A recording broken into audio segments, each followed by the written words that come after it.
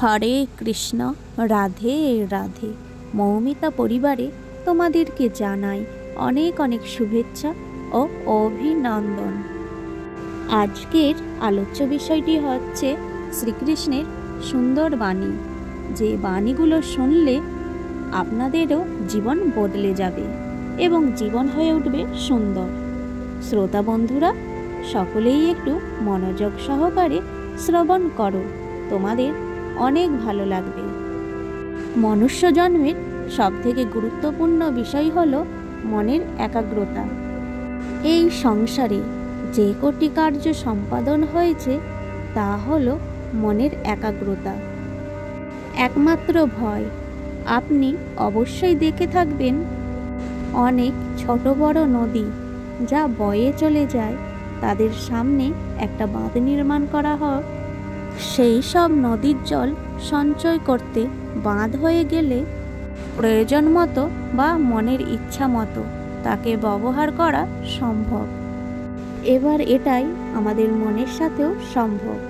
আজকের দিনে দাঁড়িয়ে বিভিন্ন ধরনের বিকার ক্রিয়া ও ভোগের মধ্যে ভাগ হয়ে গেছে। একে একত্রিত করতে গেলে একটা বাঁধ নির্মাণ করতে হবে, কর্মের বাঁধ। আপনাকে শুধু এটাই করতে হবে যেটা উচিত কর্ম, আর যেটা অনুচিত কর্ম সেটা থেকে নিজেকে বিরত রাখুন। ব্যাস, এই কাজটাই আপনি করতে থাকুন। মনের মধ্যে একাগ্রতার বাঁধ নির্মাণ করুন।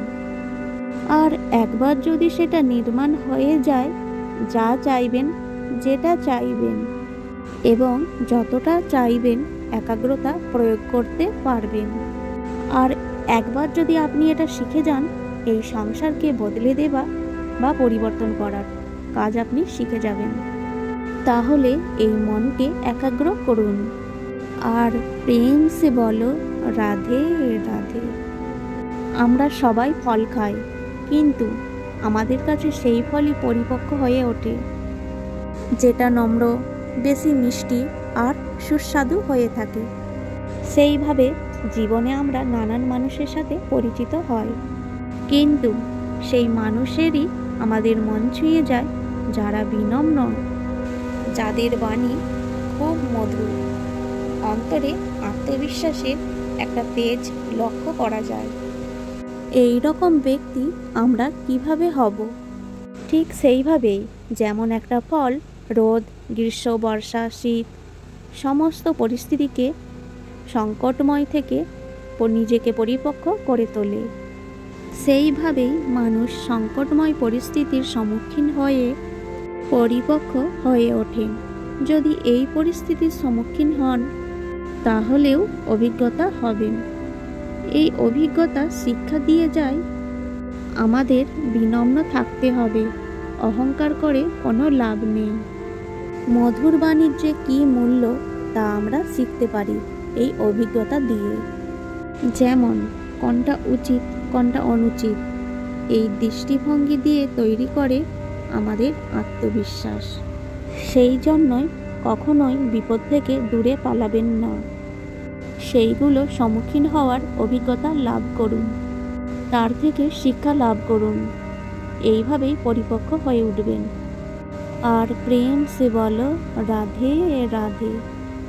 অন্ধকারাচ্ছন্ন রাত্রি যদি এসে থাকে তাহলে অবশ্যই আলোকিত প্রকাশ নিয়ে সূর্য আসে। রোগ যদি এসে থাকে তার ঔষধ অবশ্যই আসে। সমস্যা যদি আসে তাহলে সেই সমস্যার সমাধানও আমাদের কাছে নিজে থেকেই চলে আসে। এই সংসার, এই জীবনে শুধুমাত্র একটাই নিয়ম আছে, আর তা হলো এটাই, সংসার হলো একটা চক্রের মতো। এতে শাশ্বত বলে কিছু নেই, নিত্য বলে কিছু নেই, আর যা কিছু রয়েছে তা বদলাতে চলেছে। যদি আপনার জীবনে দুঃখ থাকে, সমস্যা থাকে, যদি আপনি বিপদ দ্বারা আচ্ছন্ন, তাহলে মনে রাখবেন সব কিছু বদলে যেতে চলেছে।